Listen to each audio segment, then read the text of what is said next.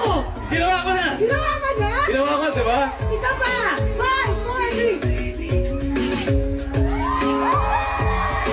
Stormy!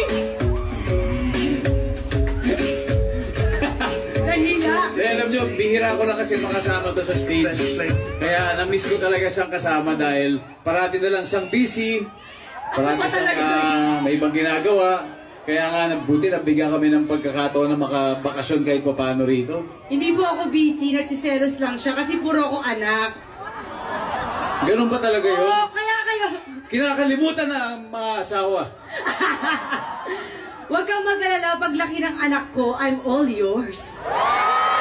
Diba? Ganun talaga. Pag maliit, kailangan binibigay mo lahat ng attention. Pag lumaki na, ayan na ako sa'yo. Oo Ganyan ako naman. ng ganyan. Siyempre naman. Kaya nga, huwag na natin patagalin pa.